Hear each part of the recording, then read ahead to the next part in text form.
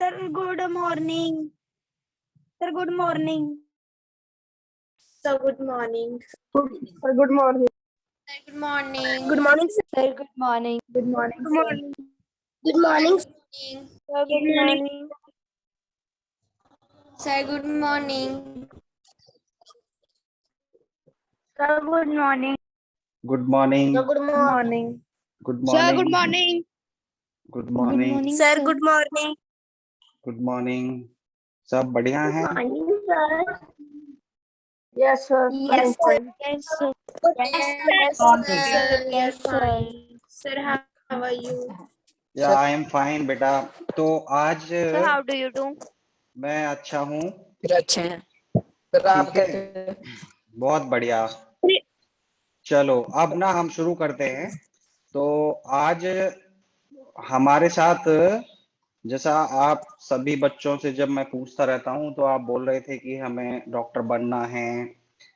तो कई सारे लोगों को आप में से डॉक्टर बनना है। तो मैं आपके सामने एक रियल डॉक्टर हैं जो हमारे बहुत ही प्रेस्टिजियस इंस्टीट्यूट में, तो उनको मैं आपके सामने आज लेके आया हूँ। तो जब हम सेशन अपना शुरू करें उससे पहले मैं आपको एक दो चीजें बताना चाहता हूँ सभी बच्चों को, कि जैसा कि आपको पता है ये जो सेशन होता है हमारा जूम का 40 मिनट बाद बंद हो जाता है। तो जब 40 मिनट बाद ये बंद हो जाए ना तो आपको फिर से ज्वाइन करना है। ठीक है, आप सभी Sir, okay.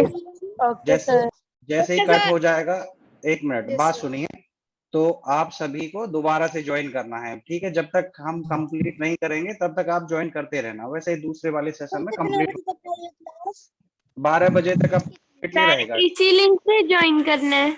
हाँ, सेम लिंक पे ज्वाइन करना है। ठीक है, तो अब मैं आप सभी बच्चों को कर दूंगा म्यूट। आप बड़े ध्यान से सुनेंगे डॉक्टर कपिल गोयल जी को, और उसके बाद आपको 10 से 15 मिनट का टाइम मिलेगा। आप सभी बच्चे डाउट्स हैं, बट आप अपने डाउट्स ना चैट बॉक्स में भी लिख के भेज सकते हैं। तो लास्ट के 15 मिनट के आसपास, 10 से 15 मिनट हम इंटरेक्टिव रखेंगे डॉक्टर कपिल गोयल जी के साथ। ठीक है, okay sir. Sir okay. Okay sir. चलो सर, ओके। अब मैं आप सभी को म्यूट करने जा रहा हूँ, फिर हम सेशन शुरू करेंगे। तो आज हमारे साथ जो शख्सियत हैं वो है डॉक्टर कपिल गोयल जी।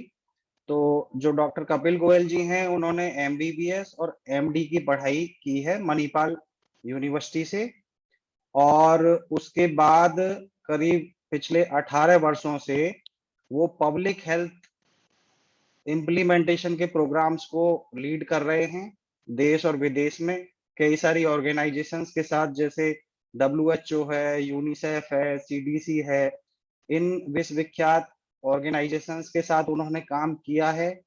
और वो अपने देश के पब्लिक हेल्थ के जो प्रोग्राम्स हैं उनको इम्प्लीमेंट करने में अपना बहुत बड़ा योगदान देते हैं। और जो विदेशों की जो ऑर्गेनाइजेशंस हैं उनके जो मैंडेट्स होते हैं, उनके जो प्रोग्राम्स होते हैं, उनमें भी वो बहुत बड़ा रोल प्ले करते हैं। तो आज हमारे बीच इतनी बड़ी शख्सियत हैं, तो आप सभी बच्चों के लिए ये एक बड़ा सौभाग्य की बात है कि इस तरह के लोग आप सभी के साथ इंटरेक्ट कर रहे हैं, और आपके कैरियर और आपका जो फ्यूचर प्लान्स हैं, ड्रीम्स हैं, उनमें एक बड़ा इम्पोर्टेंट रोल प्ले करेगा इनके साथ जो भी इंटरेक्टिव सेशन रहेगा। तो इसको बड़े ध्यान से आप सभी सुनिएगा, और जो important points doctor Kapil Goyal ji की टॉक से मिलते हैं उनको आप नोट कर लीजिएगा, जो नोटबुक आप अपने पास रखते हो।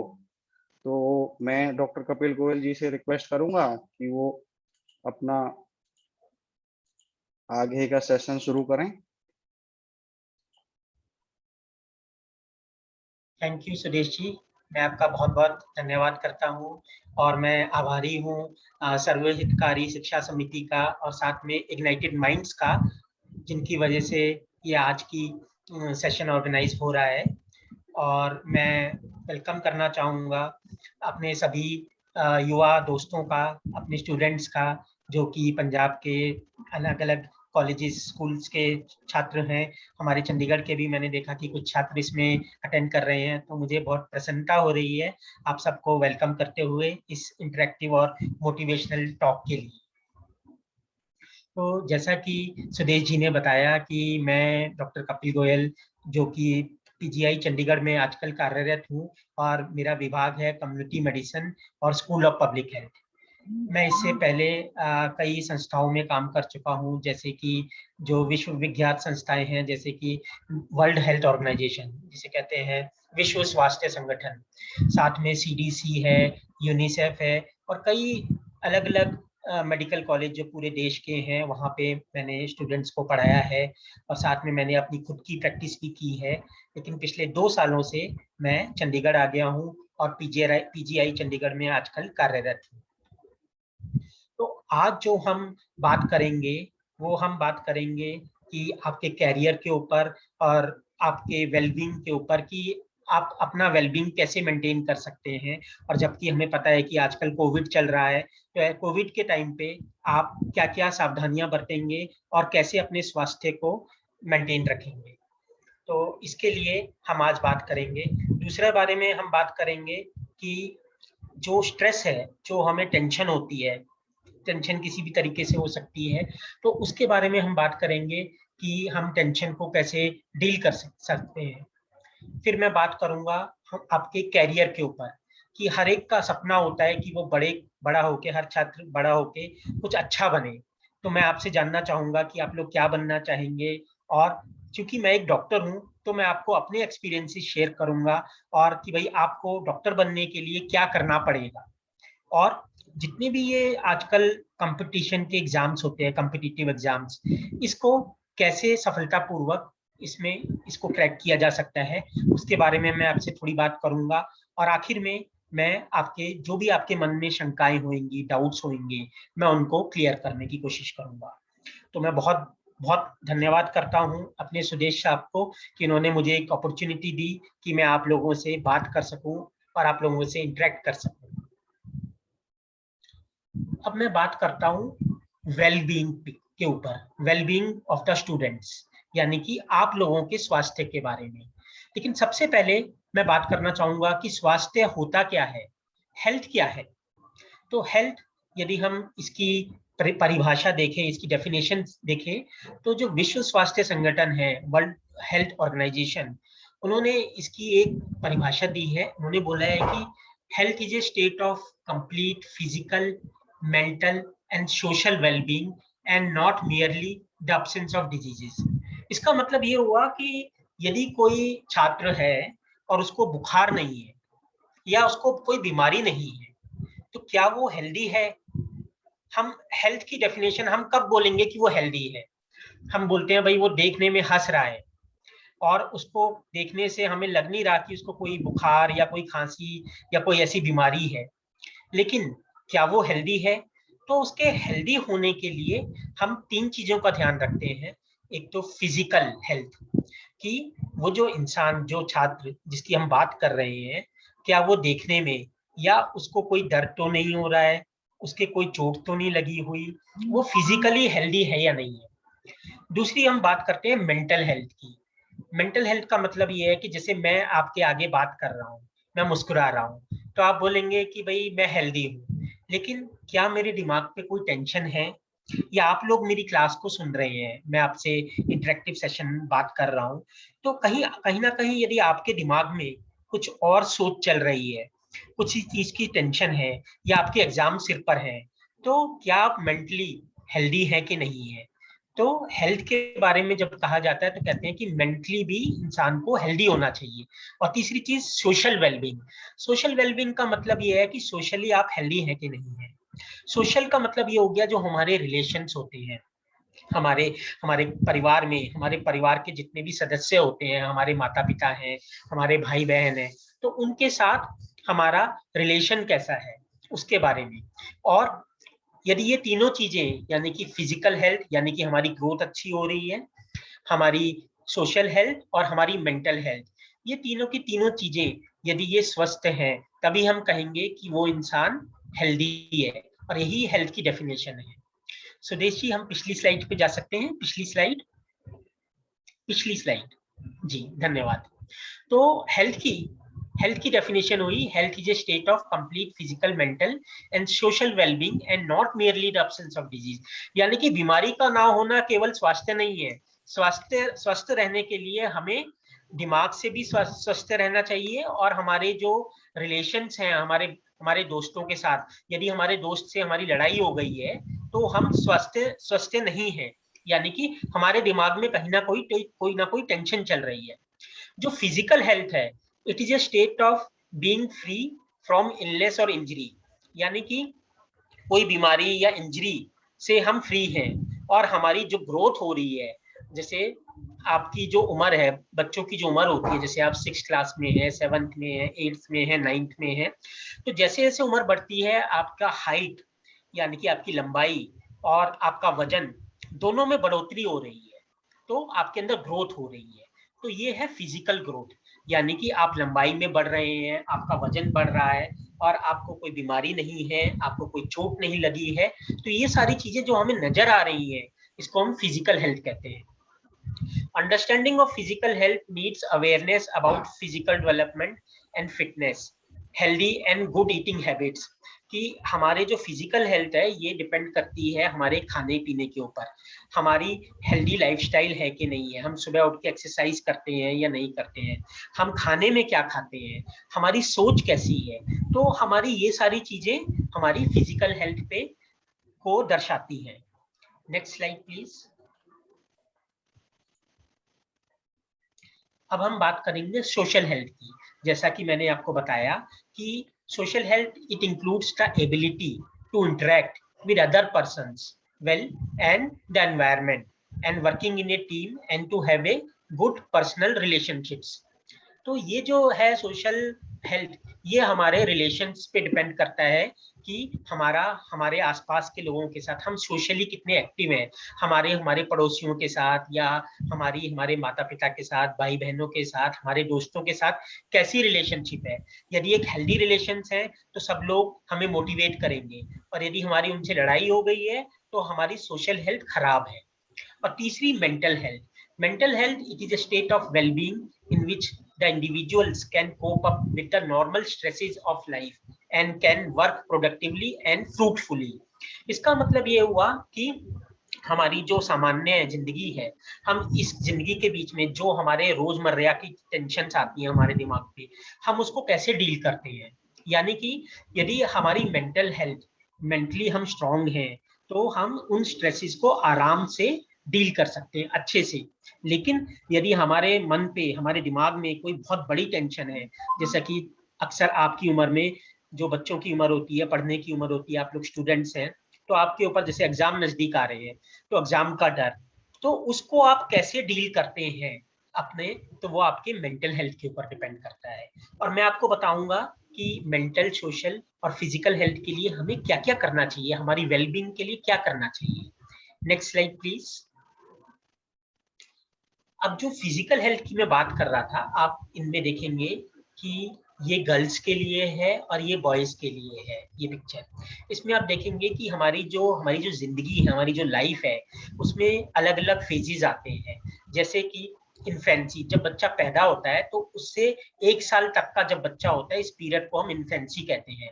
छोटा बच्चा पैदा हुआ, लड़की पैदा हुई, और वो 1 साल में बड़ी होनी शुरू हुई, जैसे या लड़कों में बच्चा बड़ा होना शुरू हुआ, और धीरे धीरे फिर चाइल्डहुड आया, यानी कि बचपना आया बच्चे में, और वो बच्चा बड़ा होना शुरू हुआ। फिर एडोलेसेंस यानी कि किशोर अवस्था में बच्चे से बड़े हुए और यंग एडल्ट में बनने जा रहे हैं। फिर ये एडल्टहुड आया, और फिर उसके बाद धीरे धीरे करके जैसे जैसे उम्र बढ़ी, फिर एजेड फेज आया, यानी कि बुढ़ापा आना शुरू हुआ। तो ये हमारे डिफरेंट फेजेस हैं लाइफ के, हमारी जिंदगी के, यानी कि बचपन, उसके बाद युवा अवस्था, उसके बाद जवानी, और फिर उसके बाद जाके बुढ़ापा। तो ये 4-5 अवस्थाएं हैं जिससे हमारी फिजिकल हेल्थ और फिजिकल डेवलपमेंट देखने को मिलता है। Next slide. So physical fitness की जब हम बात करते हैं तो it also means the capacity to carry out daily work and vigour and alertness. कि हम रोजमर्रा में अपने जो हम काम करते हैं, हम कितने फिजिकली फिट हैं उस काम को करने में। तो हम ये देखते हैं कि जो बच्चों की उम्र होती है उसमें बच्चे बहुत ज्यादा अलर्ट रहते हैं, एक्टिव रहते हैं और भाग दौड़ करके काम करते हैं। जैसे जैसे उम्र बढ़ती है या बुढ़ापा आता है, वो अलर्टनेस कम होती जाती है, वो काम करने की क्षमता धीरे धीरे कम होती जाती है। तो हमें कोशिश ये करना है कि हमें हर उम्र में अपने आप को कैसे फिजिकली फिट रखना है। हमें ऐसा नहीं होना चाहिए कि हम बहुत सुस्त हो रहे हैं और हम कुछ काम नहीं कर पा रहे हैं, हम अटेंटिव नहीं है, हम अलर्ट नहीं है। हमें क्लास में बहुत ही अटेंटिव रहना चाहिए, अलर्ट रहना चाहिए। जो टीचर बोलते हैं उसे हमें ध्यान से सुनना चाहिए। To be healthy one requires doing physical activities. अब हमें हेल्दी रहने के लिए क्या क्या करना है? फिजिकल हेल्थ के लिए हमें कुछ फिजिकल एक्टिविटीज करनी होंगी, जैसे कि हमें अपनी गेम्स खेलनी चाहिए। ठीक है, फिजिकल गेम्स, स्पोर्ट्स। किसी बच्चों को क्रिकेट में शौक होता है तो वो क्रिकेट खेलते हैं, किसी को फुटबॉल में यदि फुटबॉल खेलने का मन है तो वो फुटबॉल खेलते हैं। लड़कियां अपना स्टापू खेलती हैं या जो भी उनको पसंद है। कुछ इंडोर एक्टिविटीज होती हैं, कुछ आउटडोर एक्टिविटीज होती हैं। फिजिकल फिटनेस के लिए हमें योगा, मेडिटेशन, ये सब भी चीजें करनी चाहिए, स्पेशली योगा और एक्सरसाइजेस। और साथ में हम जो भी खाना पीना है वो हमें हेल्दी रखना चाहिए। Healthy eating and hygienic habits. Hygienic का मतलब ये होता है कि हम अपने अपने शरीर की सफाई और अपने आसपास की सफाई। तो दो तरह की सफाई हमें रखनी होती है। हमें अपनी खुद की सफाई, यानी कि रोज नहाना, सुबह उठ के ब्रश करना, तो अपने शरीर का ध्यान रखना। हमें अपने नाखून काटने चाहिए जब नाखून बढ़ जाते हैं तो हमें, और साथ में हमें अपने आसपास जहां हम बैठते हैं या जहां पे हम ज्यादा समय बिताते हैं, आसपास का एनवायरनमेंट यदि साफ होएगा, स्वच्छ होएगा, तभी हम हेल्दी रह पाएंगे। Next slide please. अब मैं बात करता हूं एक अच्छे पोस्चर के बारे में, कि हमें एक कैसे अच्छा पोस्चर डेवलप करना चाहिए। जैसा कि आपको पता है कि हम जब बैठते हैं तो हम चेयर के ऊपर बैठते हैं, कुर्सी के ऊपर बैठते हैं।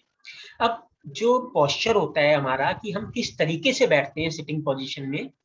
अब आप देखेंगे कि इस पिक्चर में एक चेयर है और एक छात्र इस कुर्सी पे बैठा हुआ है, और वो बहुत जो ना अटेंटिव नहीं है, और वो बहुत गलत पोजीशन में बैठा हुआ है, रिलैक्सिंग पोजीशन में, जिसने उसे टांगे और अपनी कमर को टेढ़ा किया हुआ है। एक इंक्लिनेशन है, यदि आप देखेंगे अर्थ सरफेस से, ये एक एंगल पे, और इसको पूरा का पूरा ऐसे टेढ़ा करके बैठे हुए हैं। तो उससे थोड़ी देर में क्या होएगा, हमारी कमर दर्द करनी शुरू हो जाएगी, और हम जो यदि कोई टीचर पढ़ा रहा है तो हम अटेंटिव नहीं हो पाएंगे।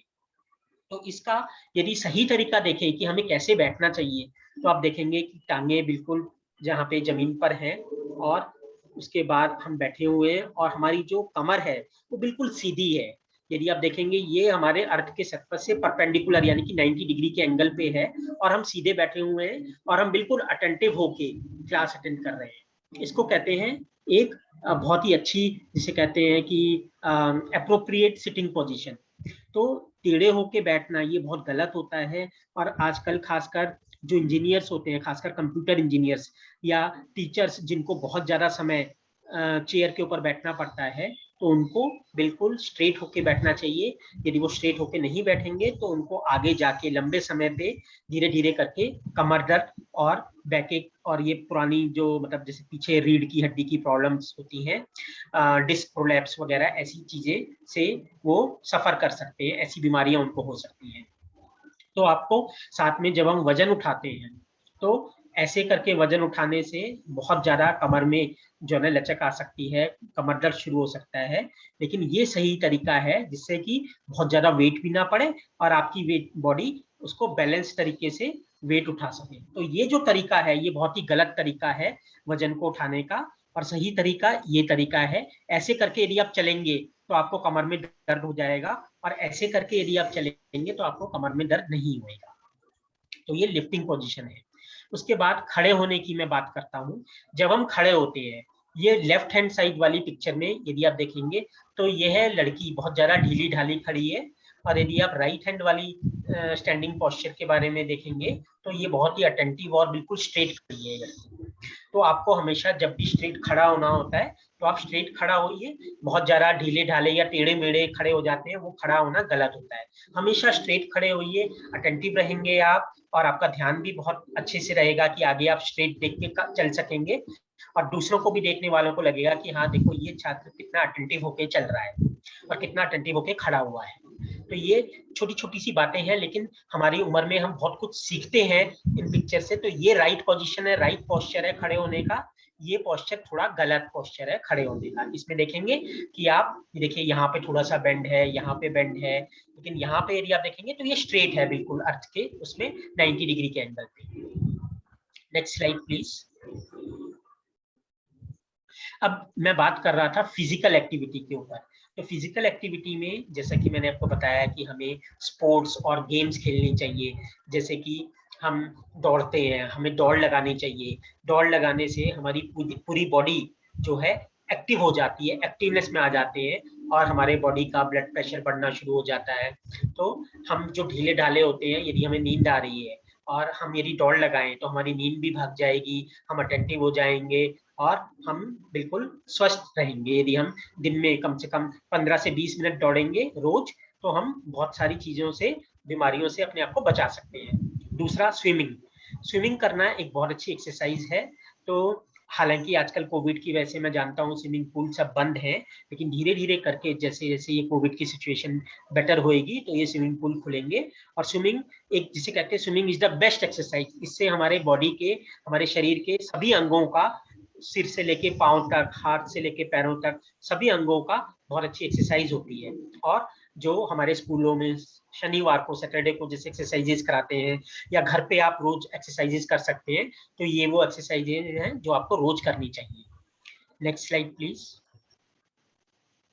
अब ये जो हमारी फिजिकल एक्सरसाइजेस थी, इसमें साथ में एक दूसरी बहुत ही इंपॉर्टेंट चीज आती है, योगा, योगिक प्रैक्टिसेस।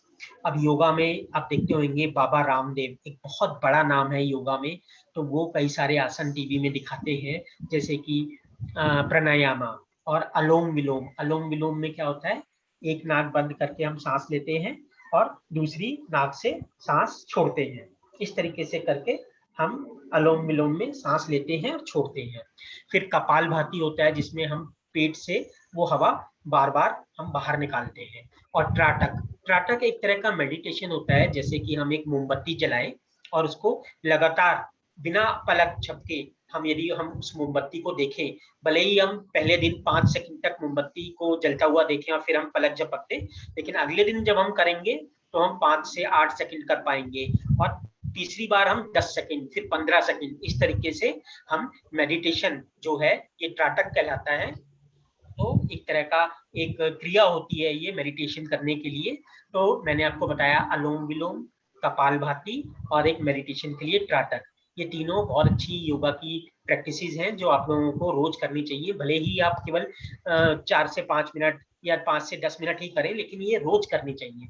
और मैं चाहूंगा कि आप आज एक प्रण करेंगे कि इस लेक्चर के बाद, चूंकि आज इतवार है, संडे का दिन है, आप लोगों के पास, सबके पास टाइम है, समय है, तो आप केवल 5 मिनट निकाल के, ये 5 से 10 मिनट निकाल के अलोम विलोम और कपालभाति करिएगा। जिनको नहीं आता है, ये आप YouTube पे वीडियोस अवेलेबल हैं, उनको आप देख सकते हैं, या आप अपने माता पिता से पूछ सकते हैं, वो आपको सिखा देंगे, या हम अलग से एक सेशन इस पे प्लान करेंगे योगा का। Next slide please. अब देखिए, जैसे योगा में और चीजें और कैसे कैसे आसन हैं, वो अलग अलग आसन दिखाए हुए हैं इसमें। तो यदि ये आसन रोज किए जाएं तो हमारी बॉडी बहुत ही चुस्त रहेगी और हमारी फिटनेस बहुत ही अच्छी रहेगी। फिर हम फिजिकली फिट रहेंगे ये सब करने से, और हमारा पढ़ाई में भी बहुत मन लगेगा। जो बच्चे केवल पढ़ाई करते हैं और फिजिकल एक्सरसाइजेज नहीं करते हैं, तो आप देखेंगे कि उन बच्चों के मार्क्स भी कम आते हैं, बजाय कि उन बच्चों से जो फिजिकल एक्सरसाइजेज भी करते हैं और साथ में पढ़ाई भी करते हैं, दोनों तरह के काम करते हैं, तो वो बहुत ज्यादा, वो उनका मन भी लगता है पढ़ाई में, और बहुत ज्यादा वो अपने आप को फ्रेश फील करते हैं एक्सरसाइजेज करने के बाद। Next slide please. अब मैं बात करूंगा हमारी ईटिंग हैबिट्स की। और हाइजीन, हम कैसे हाइजीन मेंटेन कर सकते हैं, यानी कि अपने शरीर की साफ सफाई और अपने आसपास की साफ सफाई।